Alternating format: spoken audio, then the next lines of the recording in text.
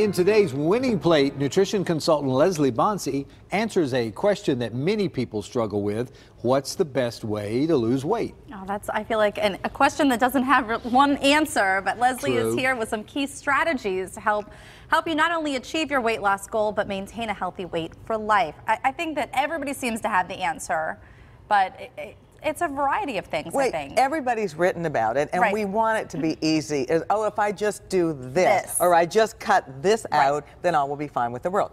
It's not that easy. Not that simple. It's very complicated. This is why I will have a job for life, because it isn't an easy thing. And it's also different for different people, right? Exactly. I mean, everybody wants to cookie cutter their weight loss strategies, and it doesn't work. What works for you is not going to work for you. It's not going to work for me. And it's also usually the first time through, is you've got to try several different times. It really is the same analogy as feeding a little one.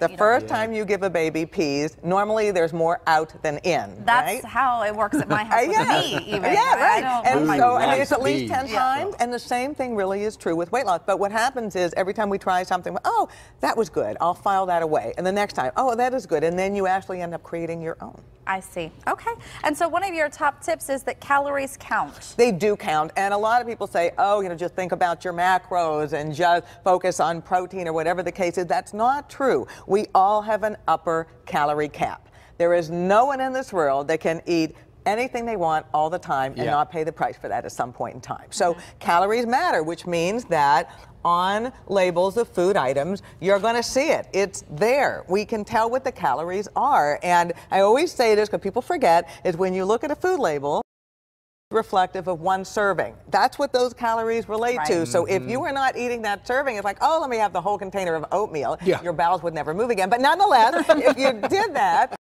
you're exceeding the calories. So it's just one of those things. We have to think about the calorie cost of what we're doing. Well, and then you've talked about this many times, and this is oftentimes my problem, and that's portion control. You know, I see a plate of something that I like, or I see a box of chocolate-covered pretzels, and I want to eat the whole box.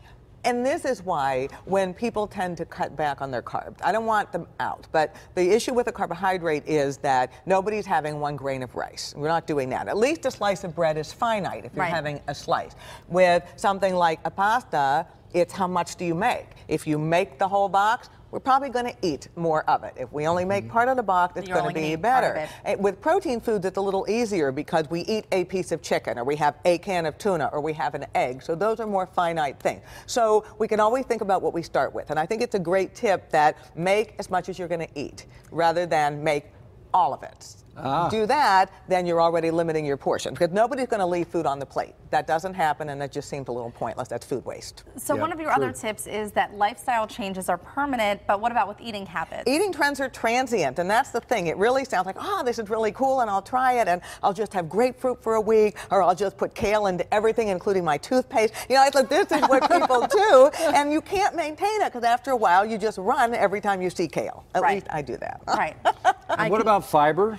It's very all good, or is it all good? Can too much of a good thing not be good? The worst thing about having too much fiber is you might spend a little bit too much time in the bathroom, and that you have too much fiber without enough fluid. But when you have fiber, you feel fuller, and that's what we want. When people diet, they never feel full. They are hangry and cranky and nasty all the time. So that fullness is important. So all those things that have fiber in them, whole grains. So yes, we can do this. Yes, vegetables. Yes, fruits. Yes, beans. And you say be goal focused. Yes, and I think that it is have them be smart, have them be measurable, have them be achievable, realistic, and timely. That's what we want to do. So if we're setting goals that aren't realistic, right off the bat, it's not going to work. And to have to think about it, you know, it's just not like arbitrarily picking something out of the air. What do you really want to do?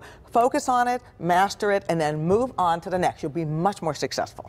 And what do you mean when you say look to changes beyond the scale? Right, and so those changes beyond the scale could be oh, I'm sleeping better, or oh, I feel lighter. My patients say this to me all the time when they make changes to their eating. I just feel lighter. I just feel brighter. I don't feel so bogged down all of the time. And sometimes it's medical changes. Blood pressure down, blood glucose down, blood lipids down, so it isn't always the scale. Or if somebody starts to strength train, it's like, whoa, you know, look at that, you see those muscles, that's important. Mm-hmm. Sometimes this will really help. And you say don't be misled by these. Juicing, fasting, and celebs info for weight loss. Right, and so the juicing alone, I mean, people like to do this, but sometimes you're getting a lot of calories here, and this is not magical in terms of helping you to lose weight. It might be a replacement for some meal, but then if you're overeating at the next meal, what does that do? Right. If you eat the vegetable or the fruit, you have the chew factor, and you're probably going to be more satisfied with that. When people think about fat-burning food, like this, and I love hot sauce, John, I know you like spicy things too. It's great, put it on. But this is not going to melt the pounds off because people are not just drinking this out of the bottle. It's going on the taco, it's going on the salsa, it's going on something else that has calories in it. I've tried drinking it out of the bottle, by the way. It's not bad. You know what? And I knew you would do that. But even there might be some, you only have so much. Some tortilla chasers or something else along the way. Right. Vinegar, a lot of people think this is a magic bullet. Yeah. You know what? It's fine to use it. It's great as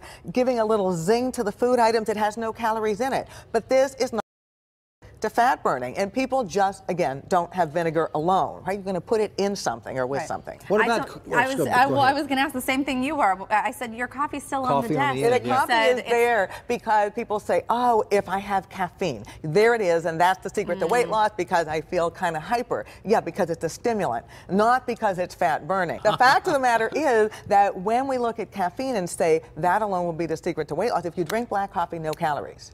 If you start to put all that stuff into it, like even the coconut oil and things, and you got 500 calories in a cup, I'm sorry, that is not what we're looking at. And even grapefruit, love it, great for you. But all those studies that said, oh, if you eat a meal and then have a grapefruit, and there's the secret. No, you're just adding a grapefruit to your meal. Eat it, it's great, but really we have to be smart about this and sensible and balanced. I want to lose 5 pounds. I think that should be our next goal. All right. You help me. Okay. We'll work on that. We'll work on that. So, by the way, I'm black coffee too.